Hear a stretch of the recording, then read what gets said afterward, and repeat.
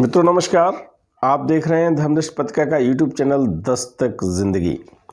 मैं विनोद शुक्ल आपको सुना रहा हूं एक ऐसी कहानी। तोता। एक तोता था, वह बड़ा मूर्ख था। गाता तो था पर शास्त्र नहीं पढ़ता था। उछलता था, फुदकता था, उड़ता था, पर यह नहीं जानता था कि कायदा कानून किसे कहते हैं। राजा बोले, ऐसा तोता किस काम का? इससे लाभ तो है नहीं, हानि जरूर है। जंगल के फल खा जाता है, जिससे राजा मंडी के फल बाजार में टोटा पड़ जाता है। मंत्री को बुलाकर कहा, इस तोते को शिक्षा दो। तोते को शिक्षा देने का काम राजा के भांजे को मिला। पंडितों की बैठक हुई। विषय था, उक्त जीव की अविद्या का कारण क्या है। बड़ा गहरा विचार हुआ। सिद्धांत ठहरा, तोता अपना घोंसला साधारण खरपात से बनाता है। ऐसे आवास में विद्या नहीं आती। इसलिए सबसे पहले तो यह आवश्यक है कि इसके लिए कोई बढ़िया सा पिंजरा बना दिया जाए। राज पंडितों को दक्षिणा मिली। वे प्रसन्न होकर अपने अपने घर चले गए। सुनार बुलाया गया। वह सोने का पिंजरा तैयार करने में जुट गया। पिंजरा ऐसा अनोखा बना कि उसे देखने के लिए देश विदेश के लोग टूट पड़े। कोई कहता, शिक्षा की तो इति हो गई। कोई कहता, शिक्षा न भी हो तो क्या, पिंजरा तो बना, इस तोते का भी क्या नसीब है। सुनार को थैलियां भर भर कर इनाम मिला। वह उसी घड़ी अपने घर की ओर रवाना हो गया। पंडित जी तोते को विद्या पढ़ाने बैठे। नस लेकर बोले, यह काम थोती पोथियों का नहीं है। राजा के भांजे ने सुना।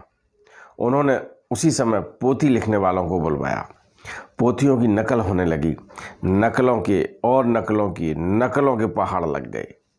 जिसने भी देखा उसने यही कहा, शाबाश, इतनी विद्या के धरने की जगह भी नहीं रहेगी। नकल नवीसों को बैलों पर लाद लाद कर इनाम दिए। वे अपने अपने घर की ओर दौड़ पड़े। उनकी दुनिया में तंगी का नाम निशान बाकी न रहा। दामी पिंजरे की देखरेख में राजा के भांजे बहुत व्यस्त रहने लगे। इतने व्यस्त कि व्यस्तता की कोई सीमा न रही।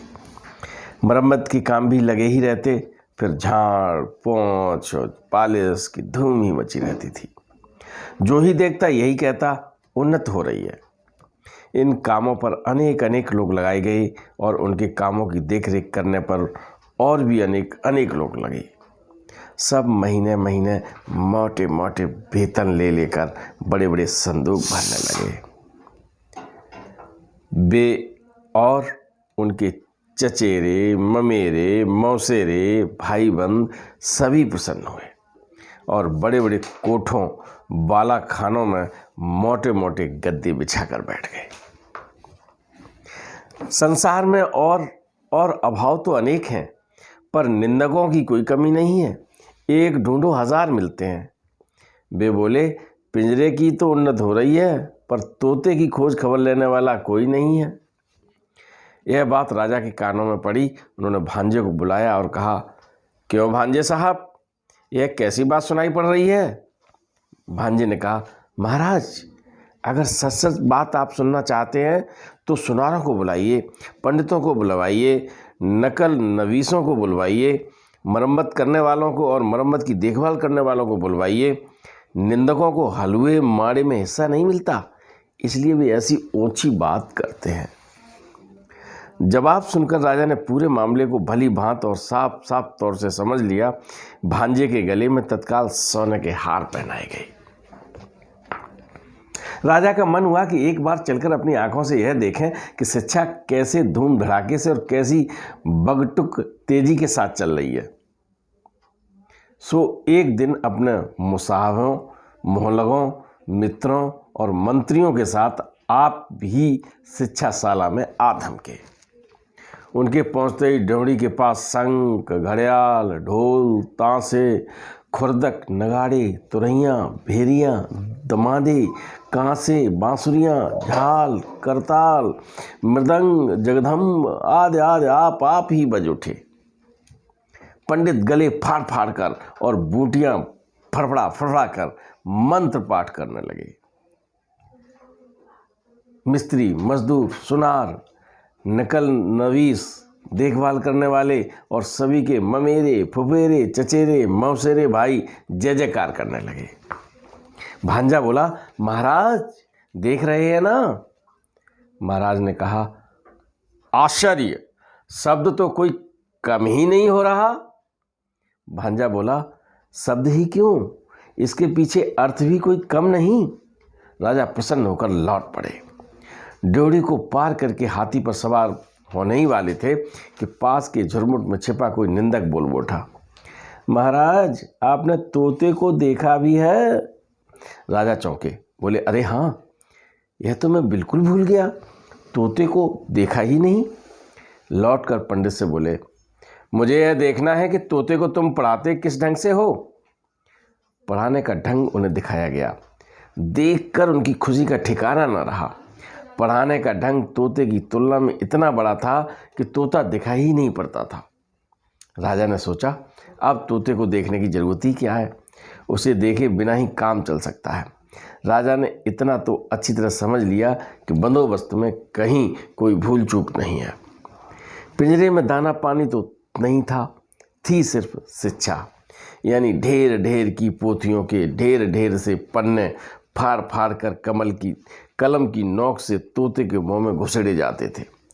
गाना तो बंद हो गया था, चीखने चिल्लाने के लिए भी अब कोई गुंजाइश नहीं छोड़ी गई थी। तोते का मुंह ठसा ठस भरकर बिल्कुल बंद हो गया था। देखने वाले के रोंगटे खड़े हो जाते। अब दोबारा जब राजा हाथी पर चढ़ने लगे तो उन्होंने कान उमेठू सरदार को ताकीद कर दी, निंदक के कान अच्छी तरह उमेट देना। तोता दिन पर दिन भद्र रीत के अनुसार अधमरा होता गया। अभिभावकों ने समझा कि प्रगति काफ़ी आशाजनक हो रही है, फिर भी पक्षी स्वभाव के एक स्वाभाविक दोष से तोते का पिंड अब भी छूट नहीं पाया था। सुबह होते हुए उजाले की ओर टुकुर टुकुर निहारने लगता था और बड़ी ही अन्याय भरी रीत से अपने डैने फड़फड़ाने लगता था।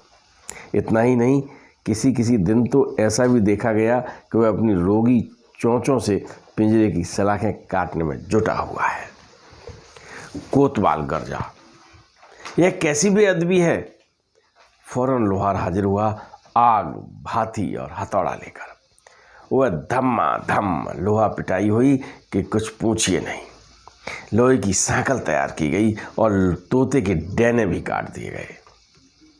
राजा के संबंधियों ने हाड़ी जैसे मुंह लटकाकर और सिल लाकर कहा, इस राज के पक्षी सिर्फ बेवकूफ़ी ही नहीं, नमक हराम भी हैं। और तब पंडितों ने एक हाथ में कलम और दूसरे हाथ में बर्छा ले लेकर वह कांड रचाया जिसे शिक्षा कहते हैं।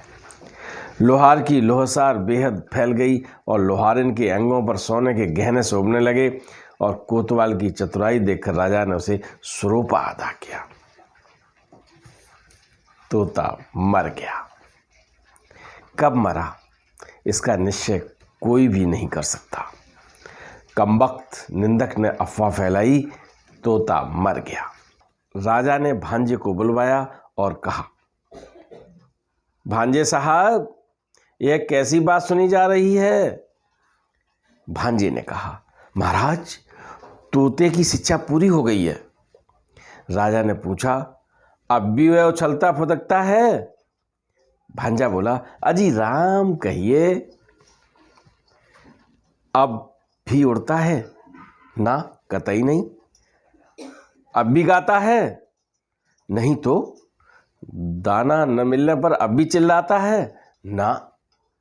राजा ने कहा, एक बार तोते को लाना तो सही, देखूंगा जरा। तोता लाया गया, साथ में कोतवाल आए, प्यादे आए, घुड़सवार आए। राजा ने तोते को चुटकी से दबाया। तोते ने न हाँ की न हूँ की। हाँ, उसके पेट में पोथियों के सूखे पत्ते खड़खड़ाने जरूर लगे। बाहर नव वसंत की दक्षिणी बयार में नव पल्लवों ने अपने निश्वासों से मुल्कित बन के आकाश को आकुल कर दिया। गुरुवर रविन्द्रनाथ टैगोर की थी ये कहानी तोता। आपको कैसी लगी? अच्छी लगी हो तो भी बताइए, और अगर कोई विचार मन में आया हो तो कमेंट बॉक्स में ज़रूर लिखिएगा। इंतज़ार करूँगा। नमस्कार। वीडियो पसंद आए तो लाइक कीजिए, शेयर कीजिए, सब्सक्राइब बटन पर क्लिक करके चैनल को सब्सक्राइब करें और बेल आइकन दबाना बिल्कुल ना भूलें, ताकि हमारे अपडेट वीडियो